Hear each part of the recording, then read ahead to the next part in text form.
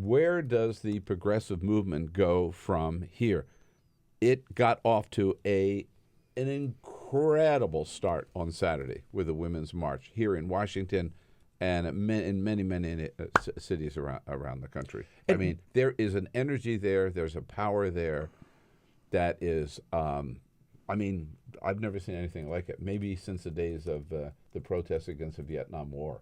Yeah. American people taken to the streets and willing to take to the streets.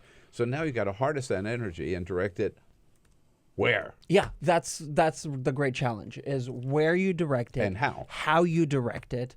One of the big successes that we've seen on January 1st was when the House Republicans tried to gut their own ethics watchdog, and you really had a wave of Americans outraged that A, they were gutting ethics, B, they were doing this on a national holiday, and C, almost literally under the cover of night, there was a secret vote, and so people don't know who voted. And so they got a wave of calls, members did, which really overwhelmed them and shocked them. You also had, President-elect Trump then call on Twitter, call them out and say, let's not do this now, maybe later.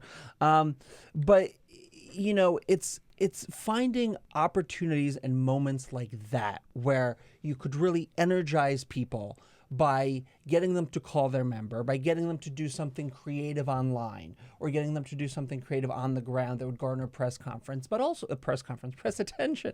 But also, it's getting the right messengers. Because if we learned one thing about Trump during the campaign trail, when certain kinds of people challenged him, like Kaiser Khan at the convention, for instance, or after the carrier deal when that union leader challenged him. That's what really got under his skin, and that's what really ruffled his feathers, and that's what really kind of made him go all kinds of crazy. Anybody who criticizes him gets under his skin. Meryl Streep, Meryl Streep. Right. But Peter, you mentioned earlier that on your point, womensmarch.com. Yeah. You might do that again. So the march was the beginning. The next step is 10 days of, or 10 things you could do in the first 100 days. There are actionable steps. First one is send a postcard to your senator. And they have details at womensmarch.com. They have downloadable postcards you can download, print out, put what you want on them, and send them out so that people hear you.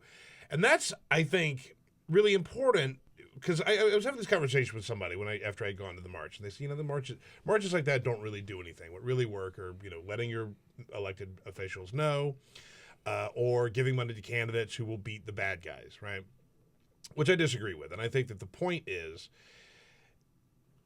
that many people came out to say it's okay to say that this guy is not our guy. And there have got to be people out there who go like, I've been a Republican for a long time, and I got to stick with my party. But if you see that many people come out and you see that type of resistance in the streets who are willing to show up and put their faces on TV and the newspaper and all that, right, then it's okay. More people could come forward and more people could say, I can't vote for this guy. I can't vote for these policies again. And that's why I think it's so important. There has to be an effort to keep that movement alive and keep it going. Yes. And I want to look at these 10 steps, the rest of them, and see. But at least somebody's thinking in that direction. Yeah. It would be a waste just to have a one-day march and then forget about it. Got to follow up. No.